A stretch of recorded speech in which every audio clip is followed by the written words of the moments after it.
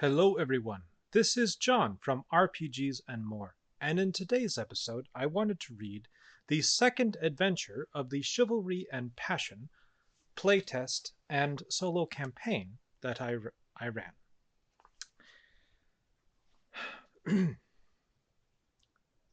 We shall begin with an interlude. Is it a long journey back to William's Lord? Yes, but with a plot twist. An item helps the hero. What is the nature of this item? Supporting a death or murder. The party walked for what remained of the day. There were no random encounters.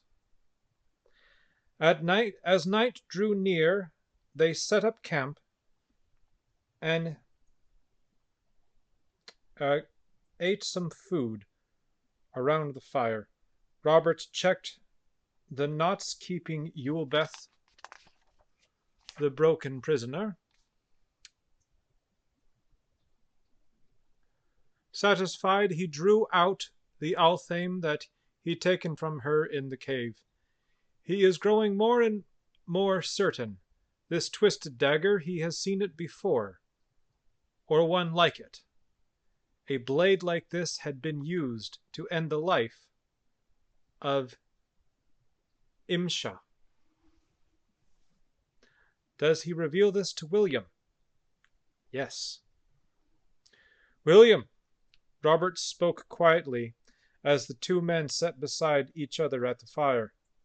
I have something to confess. Yes, Robert. I think Yulbeth was the one who killed my sister. William looked at him sharply. What makes you think that? This. Robert showed him the dagger.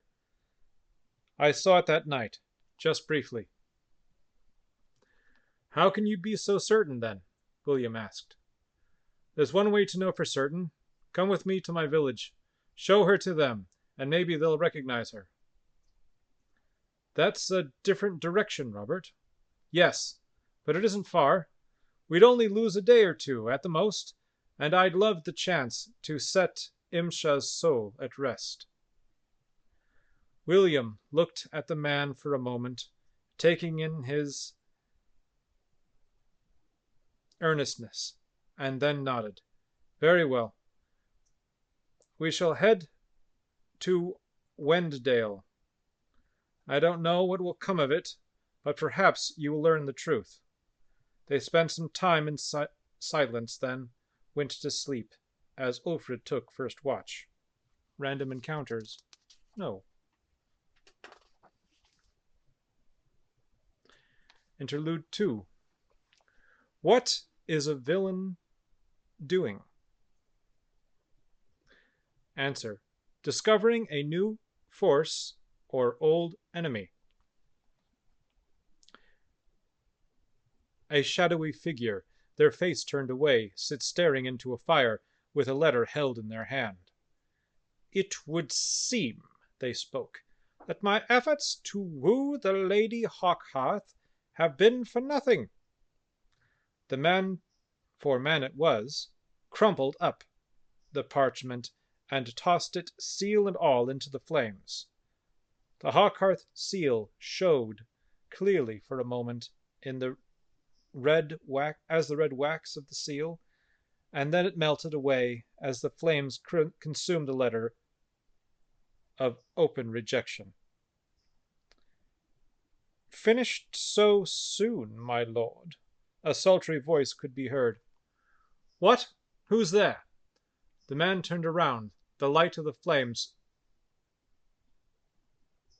showing his unbearded face. He drew a dagger. I'm someone who can help your suit, the formless voice continued. Come into the light. He lifted the dagger in what was meant to be a threatening manner. No, but I'll promise you this. I'll help you wed Lady Hawkhearth for a price. Why should I trust you? Oh, ready to give up then? No, he glowered. I want those lands. They were promised to me. Good. Then there is only a small matter of payment, a trifle that I want you to arrange for me." He lowered the dagger, greed beginning to show in his eyes. "Go on."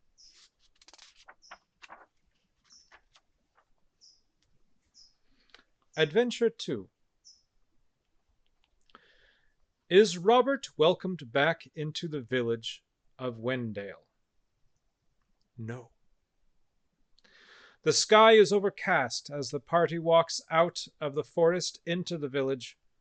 Random encounters? No. Robert frowns and pulls up his hood and scarf to hide his face. Passion. Target number of successes. 3. 0 successes. Fumble. William notices several of the villagers giving them hard looks.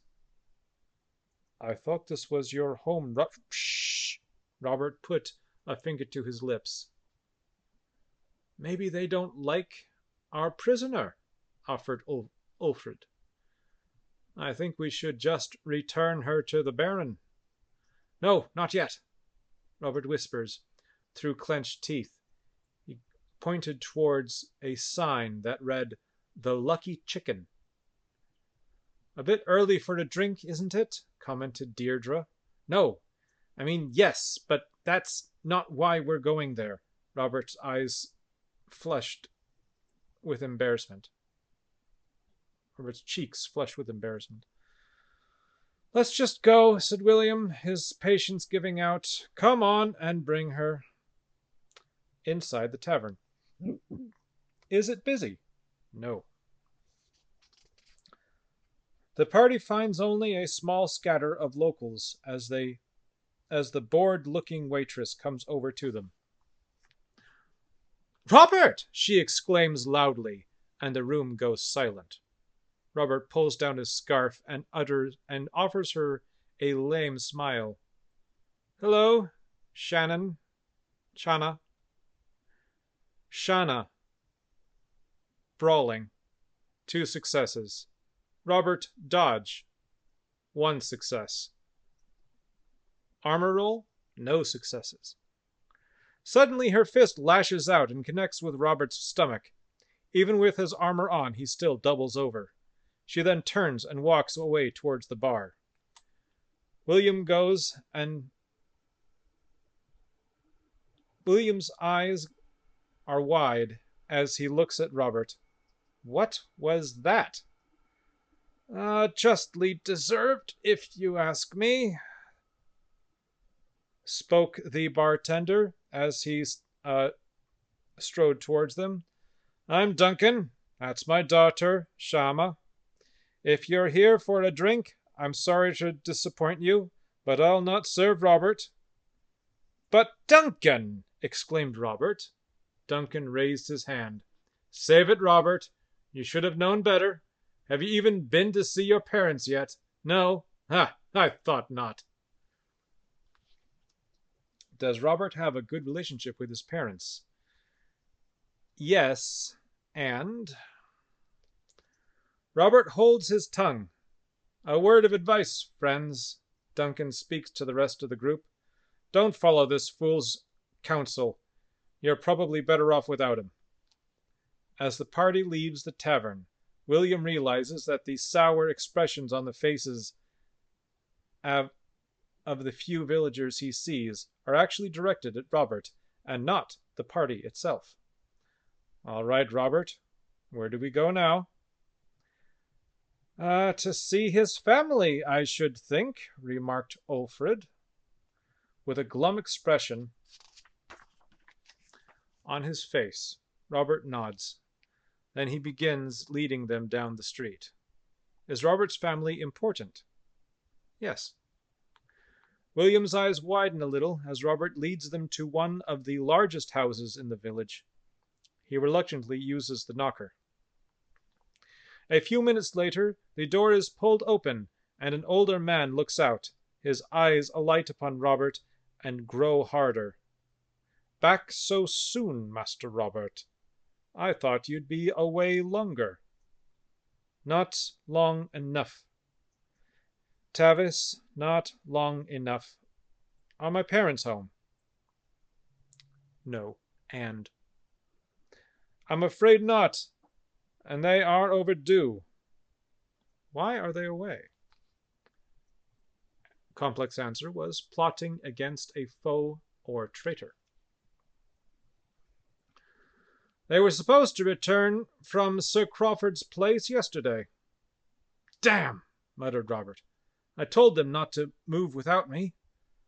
He looked at his party, then at Tavis. Tavis, I want you to summon the constable and have him hold this woman. This may be the one responsible for my sister's death. But Tavis shook his head, then sighed. As you wish, Master Robert. Will there be anything else? No, I'm going to go get my parents. Ulfred reluctantly hands the lead over to Tavis as the older man looks at Eulbeth the Broken and shakes his head. Soon she is tied to a chair as she continues to glower silently at everyone around her. You don't have to come in with me, Robert says as he walks out of the house. Oh, I want to see where this goes, Deirdre says. Ulfred glances at her, then nods. William places a hand on Robert's shoulder. Let's go get your parents. The party begins to walk. Is Sir Crawford living in the village? Complication. I heard you were back in the village. A smarmy voice reached them as a quartet of thuggish-looking men, walked out towards them in the street. Their leader, a pock-marked man with a sneer on his face, surrounded by black hair, was the speaker. Lost all your friends, too? Get out of my way, Ramsay, said Robert. I don't have time for your games. Oh, look is so high and mighty, Ramsay laughed cruelly. I still owe you for that scar. Then maybe you shouldn't have. Not a chance, Robert. And now there's nobody to save you, or miss you. The man drew his sword, a short but keen-looking blade. Combat. Round 1. Initiative. Party has a 2. Enemy has a 4. Ranged allies are Deirdre and Robert. Melee is William and Ulfred. And 3 thugs with Ramsay. Enemy ranged is empty. Thug 1 and Thug 2 swing for William with with clubs. He puts 4 dice onto each of them. Thug 1 equals 1 success. William gets 2 successes. Thug 2 is 1 success, and William also gets 2 successes. As the fight started, it looked like the toughs had the drop on the party. 2 of them rushed William, only to each be met by a solid blow from the flat of his blade that sent them sprawling. Thug 3 attacks Ulfred, 2 successes. Ulfred had 8 dice and only got 3 successes. The third tough closes with Ulfred and attempts to smash him in the gut with a club. With a loud crack, Ulfred parries the blow with his sword before twisting the blade and hammering the pommel into the man's nose. Ramsay attempts to sneak past them. Target number of successes, 4. 2 successes were rolled. Instead, he swings at Ulfred. Ulfred is out of dice. Ramsay has 5 dice, gets 3 successes. Armor, 2 dice, only 1 success. Ulfred takes 2 health, now at 2 total. The party's turn. Robert shoots at Ramsay. Chivalry plus bow skill plus bow equals 5 dice.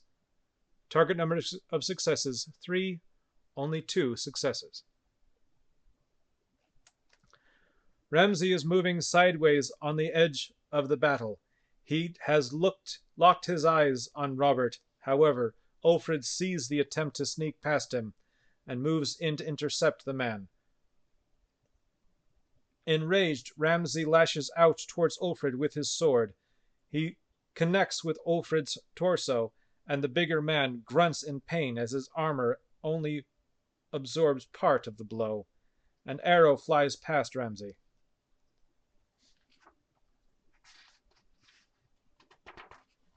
Does it hit anyone else? Unlikely. No and. There's a sudden sound of running feet as two more toughs emerge from hiding, where Robert's arrow had struck their hiding spot, and they started running away. Round 2. Initiative. Party 5. Enemy 4. William attacks Ramsay. Chivalry plus blades plus sword plus shield equals 8 dice. 5 successes.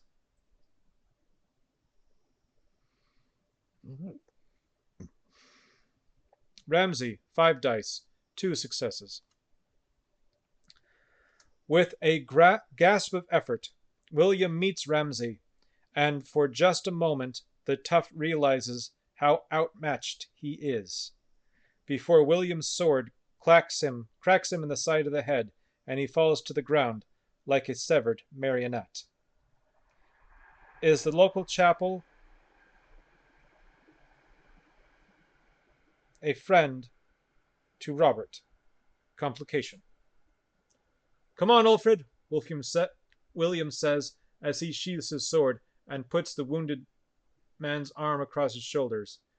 Using his sword like a crutch, Ulfrid and the rest make their way to a stone chapel that Robert points them towards. There is no answer to their knock on the door. A second knock elicits a response from one of the neighbors. You'll get no care there. What? Asked William. Why? The sister has gone for days. The older man glares at Robert, then pointedly closes her the older woman glares at Robert, then pointedly closes her wooden shutters. Is Ramsay connected to Sir Crawford? Likely.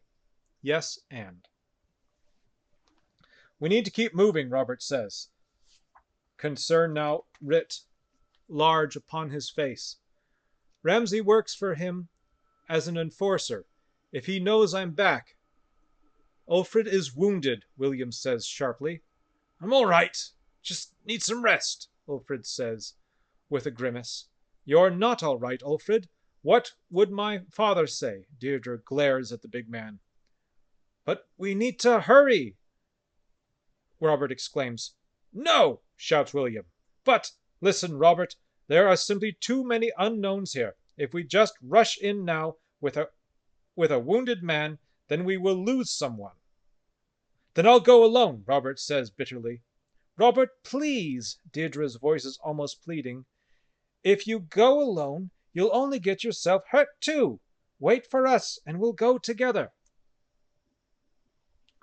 Does Robert listen? Likely. No. Robert stalks away with a determined look upon his face. William shakes his head, then turns back to Deirdre and Ulfrid.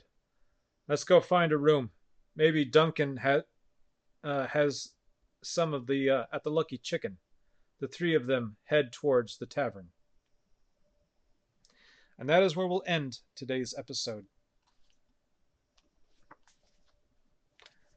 I hope you enjoyed that.